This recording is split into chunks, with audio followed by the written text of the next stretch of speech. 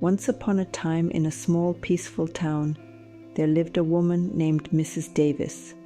She had everything most people wanted: a big house on the hill, a lovely garden filled with colorful flowers, and plenty of riches.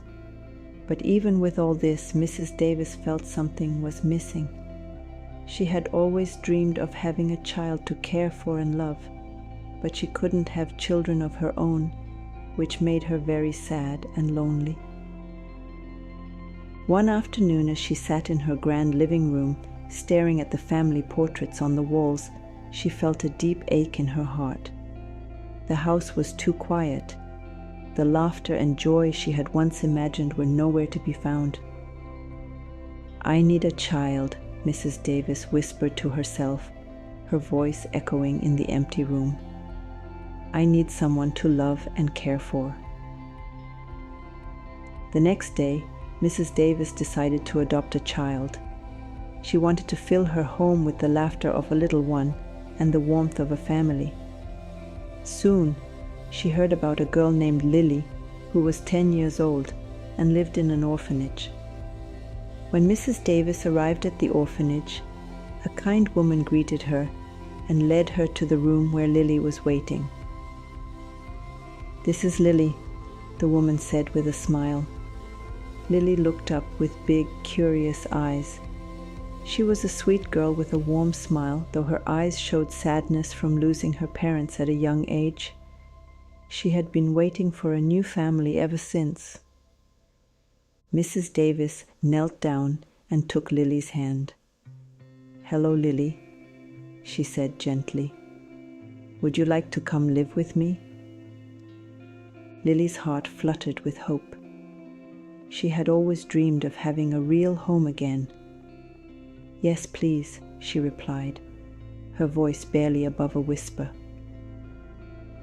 Mrs. Davis took Lily to her grand house on the hill. At first, it felt like a dream come true. Lily had her own room with a soft bed, toys, and books. She had never had so many things before. Mrs. Davis bought her pretty dresses and gave her delicious meals. Lily was happy, thinking she had finally found a place where she belonged. "Thank you, Mrs. Davis," Lily said one evening as they sat at the dinner table. "I'm so happy to be here." Mrs. Davis smiled, but it didn't quite reach her eyes. "You're welcome, dear," she replied, her voice distant. As months turned into years, things began to change. Mrs. Davis, who once seemed kind, started to act differently. She wasn't as warm or caring. She began to give Lily many chores, cleaning floors, washing dishes, dusting shelves, and ironing clothes. At first, Lily didn't mind. She wanted to help and make Mrs. Davis happy. One day, Mrs. Davis handed Lily a long list of tasks. "Make sure you do all of this before I get back," she said sternly. Lily looked at the list, her heart sinking. It was so much work, but she nodded. "Yes, Mrs. Davis," she said. But the chores kept growing. Soon Lily was doing all the housework, and Mrs. Davis hardly spoke to her except to give more orders.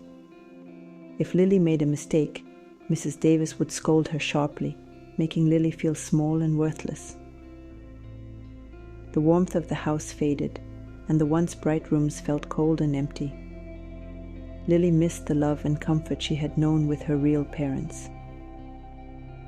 One evening, as Lily was folding laundry, Mrs. Davis stormed in, her face twisted with anger. "These sheets aren't folded properly," she snapped, grabbing the sheets and tossing them onto the floor. "Do it again." Lily bit her lip, trying to hold back tears. "I'm sorry, Mrs. Davis," she whispered, bending down to pick up the sheets. "Sorry isn't good enough," Mrs. Davis muttered, turning on her heel and leaving the room. Despite everything, Lily kept a kind heart. She did her chores without complaining, even when she felt tired and sad. She spent her evenings alone in her room, looking out the window at the stars, wondering if anyone cared about her. But she never let Mrs. Davis see her tears. She didn't want to cause trouble. One night, as she gazed at the stars, she whispered, "I hope one day things will get better." One day, Mrs. Davis was talking to a friend on the phone. Lily overheard her say how much she wanted a shiny red car she had always dreamed of owning. It was expensive, and even though Mrs. Davis was rich, she couldn't afford it. As Lily listened, she thought about how much Mrs. Davis wanted that car. Even though Mrs. Davis wasn't kind to her, Lily still cared. She wished she could do something nice for the woman who had taken her in. "I've always wanted that car," Mrs. Davis said to her friend, her voice filled with longing. "But it's just too expensive. Maybe someday." Lily, standing quietly by the door, made a silent promise to herself. "If I ever get the chance, I'll buy Mrs. Davis that car," she thought. "Maybe then she'll be happy." Years went by, and Lily grew older. She was now 18 and had become a strong, intelligent, and beautiful young woman. Despite the hardships, she never lost her gentle spirit. She taught herself many things: how to read, solve problems, and be brave. One morning, while cleaning the living room, Lily received an unexpected letter. The envelope was thick and official-looking. Lily's hands shook as she opened it. Inside was a letter from a lawyer. It said that her real parents had left her an inheritance, a large amount of money that was now hers. Lily couldn't believe her eyes. She had no idea her parents had left something for her. The money was enough to pay for her education and more. Lily stared at the letter, her heart racing. This changes everything," she whispered. With this newfound wealth, Lily decided to take charge of her life. One day she packed her things and left Mrs. Davis's house. She enrolled in a university far away. The day she left, Mrs. Davis barely looked up from her newspaper. "Good luck," she said flatly, as Lily stood at the door with her suitcase. "Thank you, Mrs. Davis," Lily replied softly, though her heart ached with the emptiness of their farewell. Lily worked hard at her studies. She made new friends and learned many new things. She started to build a future filled with hope and possibilities. But even as she moved forward, she never forgot the years she spent in Mrs. Davis's house.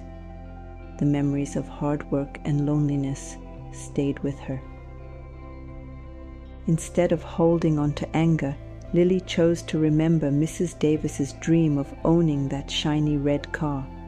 She thought about how, even though Mrs. Davis had not been kind, she had given Lily a home when she had nowhere else to go.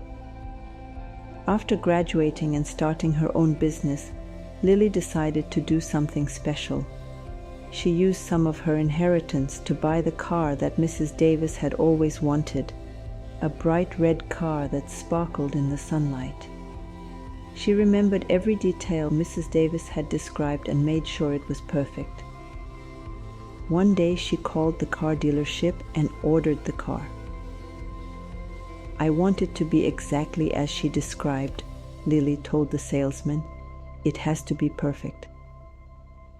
One sunny afternoon, Lily decided to deliver the car to Mrs. Davis.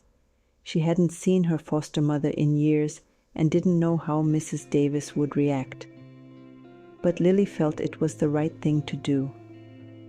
As she drove up the winding road to Mrs. Davis's house, her heart pounded with excitement and nervousness. The house looked the same, but it felt different now.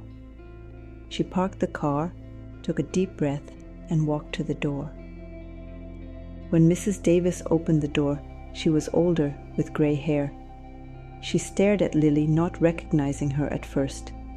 But then realization dawned, and her eyes widened in shock. Lily? Mrs. Davis stammered. She couldn't believe her eyes. The girl she had taken in, the one she had treated poorly, was standing in front of her, all grown up and looking beautiful and confident. "Hello, Mrs. Davis," Lily said softly, holding out the keys to the car. "I brought you something. I remember you always wanted this." Mrs. Davis looked past Lily and saw the shiny red car. Her mouth fell open and she couldn't find the words. She was overwhelmed with shock, confusion, and deep shame. How could this be? How could the girl she had mistreated be standing here, offering her the very thing she had always dreamed of? Tears filled Mrs. Davis's eyes. She took the keys from Lily with trembling hands. "Why?" she whispered, her voice choked with emotion. "After everything, why would you do this for me?" Lily smiled gently. "Because I learned that it's better to be kind, even when others are not. You gave me a home when I had nowhere to go. I want to give you something in return." "I'm so sorry, Lily," Mrs. Davis sobbed. "I was wrong." Lily placed a hand on Mrs. Davis's shoulder. "It's okay. We all make mistakes, but it's never too late to do better." As Lily walked away, Mrs. Davis stood there, holding the keys, her heart full of regret and gratitude. She watched Lily get into her friend's car and drive away, knowing she would never forget this moment. From that day on, Mrs. Davis was a changed woman. She realized the importance of kindness and treating others with love and respect. She drove that red car every day, not just because it was her dream car, but because it reminded her of the kindness she had been shown, even when she didn't deserve it. Moral of the story: even when others treat you unfairly, choose kindness. Forgiveness can change hearts. No matter how hard life gets, never stop being the good person you are meant to be. Thank you for watching. God bless you.